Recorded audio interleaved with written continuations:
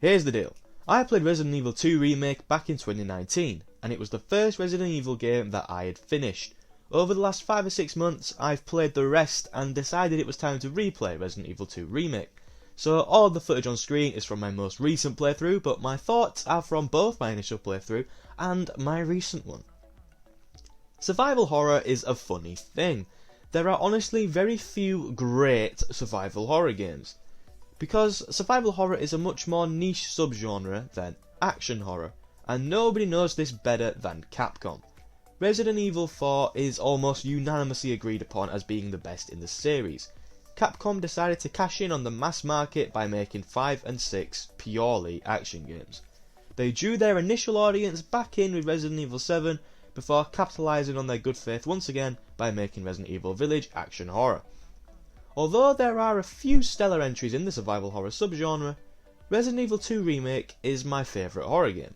It doesn't engage with many common tropes of outright horror. There's not many scripted jump scares and stuff like that. There are jump scares, but they're mostly organic and happen through the gameplay rather than specific moments. The true horror in this game comes from the survival aspect. You're scouring the RPD, your ammo is depleting, you know where you need to go, but you need to work out the most efficient and safest avenue possible to get there. Many fans will tell you to start with Resident Evil 1, many will say Resident Evil 4, and many will say Resident Evil 7. I disagree with all of them. Resident Evil 2 Remake is easily the best place to start on this series, and here's why. Everybody talks about the Spencer Mansion as being an iconic setting, and it undoubtedly is. The way the mansion is connected means that you always have options in terms of how you'll get to where you need to go, and the RPD is very similar in this respect. This is the epitome of outstanding level design. The RPD, that is. I want to clarify that the other areas of this game are considerably weaker, but I'll get to that later. The game is always very subtly nudging you towards the right direction, without outright telling you where to go. There's no waypoints or anything. How it works is, you might see a door with a spade icon on it, and then you'll explore a different room further down the hall or up the stairs, and then you'll find a spade key. And since the game ensured that you'd pass the spade door on your path to the spade key, you'll know that that's where you need to go to next. That is essentially how it works, and it's great. I found Resident Evil 1 a bit too obtuse with its open-ended, exploration-based level design. Resident Evil 2 Remake is similar in the sense that it won't tell you where to go, but I felt like it was much less vague, and in that respect it's much more accessible to newcomers. There's still a degree of thinking on your part. You still have to plan your routes, and there's always the chance that you'll have got it wrong, and it will be a wasted trip. Unlike most games where you have a gun, you're not supposed to kill everything in this game. Obviously, there will be certain Resident Evil gods out there that have mastered these games so much that they'll know where every single piece of ammunition is, and they're so good at headshots that they can utilise the ammo better. But you're not supposed to kill everything. Ammo is scarce, and you'll need to save a fair bit for the boss fights. This game relies heavily on backtracking. Not in a padding way, it's backtracking done well. Trust me, nobody hates backtracking and reuse content more than I do, but it works here. But because of this, you have to prioritise which zombies are worth killing and which are worth leaving alone. If you kill every zombie you see, you'll screw yourself later on because you'll have no ammo. Zombies have so much health in this game that it's absurd. You might think you have a safe amount of handgun bullets with 30 to 35, but sometimes zombies will take about 10 headshots to fully kill. It's mental.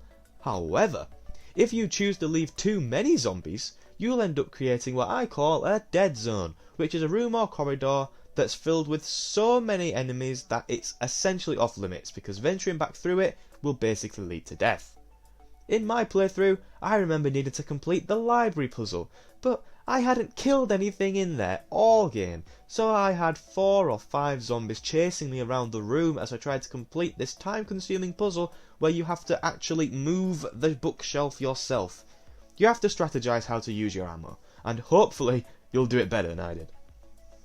As opposed to Resident Evil 1, there aren't too many different enemy types in 2 Remake. Bosses aside, there's zombies, dogs, lickers, and Mr. X. Zombies are the main enemy, but they're mainly obstacles you just have to outmaneuver. You can try and lead a zombie to one side of a hallway before quickly scooping around and going the other way. It's kind of how you have to move throughout most of this game, unless you know where all the ammo is. Dogs are scarce. You fight like 5 in Claire's campaign, and maybe 10 if that in Leon's. Lickers are very annoying. For the most part, you can walk past them and they'll leave you alone because they're supposedly blind, but they often sit in the middle of a room, and you almost never come across a licker on its own, so walking isn't an option. You'll be evading zombies or running away from Mr. X. This grey little bitch, screw this guy. Mr. X gets his own section because he's a massive part of this game. He's almost the sole carrier of the scare factor and the stress factor. The game is relatively straightforward until he pops up, then he stalks you around the whole bloody police station. It's very uncomfortable. You can hear his footsteps before you see him. Most of the time, you would think that you'd be able to hear him coming all the time, but sometimes I'm just deaf. I'm not deaf, I am deaf. Sometimes I am deaf, and I will get caught by him off guard, and it is horrifying.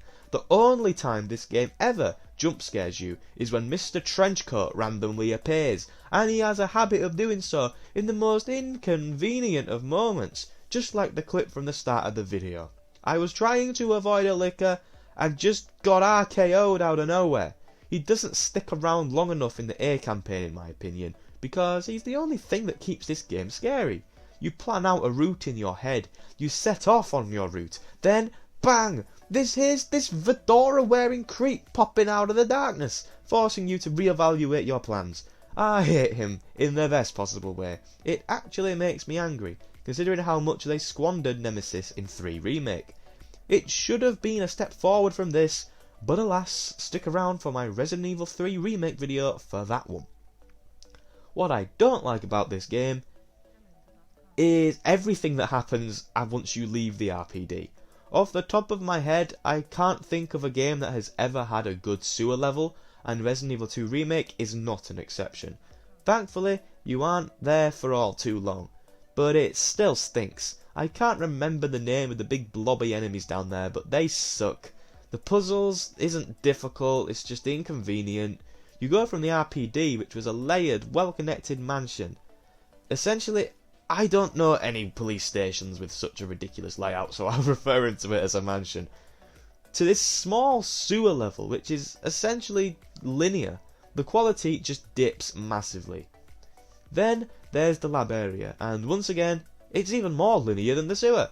There's not a problem with linear level design. In fact, in a general sense, I prefer it. But for this game, the open-endedness of the RPD suits it so much better than this. I found the lab area frustrating to navigate through, and it doesn't help that by this point there's seemingly more enemies than before. Like, they throw 2 lickers at you at once. It doesn't feel like a horror game at this point, it feels more like an action game with a few mini little scares. Then there's the boss fights. This game does not have a single enjoyable boss fight. They all suck. Hell, they're almost all the same guy and follow very similar patterns. Walk away from boss. Shoot boss until boss falls down. Shoot glowy eye. Or call a crane to smash him. It's poor. It's very poor. Then there's the A and B runs, which are easily my biggest disappointment with this game. It's supposed to be, or at least presented as, showing what the other character was up to whilst you were galloping through the game the first time. But what it really is the exact same game with slightly different puzzles and item locations. From a continuity perspective, it makes no sense. You fight the same bosses at the same time in the same place, do the same puzzles with slightly different solutions. It's dreadful. From a storytelling perspective, you really need to suspend your disbelief to disproportionate standards. A huge missed opportunity. But overall, Resident Evil 2 Remake is survival horror at its absolute best. It's not one of the best games ever like some claim it to be. It can't be when only the first 3 or 4 hours are elite in terms of quality, whilst the following 2 or 3 stink. But it's still the best place for newcomers to start. It outlays what Resident Evil is all about, whilst not being as crushing in its presentation and level design as 1. 7 may be a more traditional horror game, but it doesn't do much else in the way of showing you why you should play Resident Evil. I think you could like 7 and dislike the series, and I think you could dislike 7 and like the series. But I feel as though if you enjoy 2 Remake, then you'll fall in love with Resident Evil. But if you don't, then maybe it's just not for you. But no matter which way you slice it, Resident Evil 2 Remake is pure, unadulterated Resident Evil, and that's why we love it.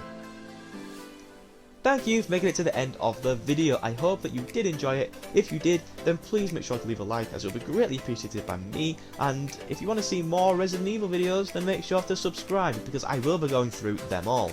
Have a nice day, and goodbye.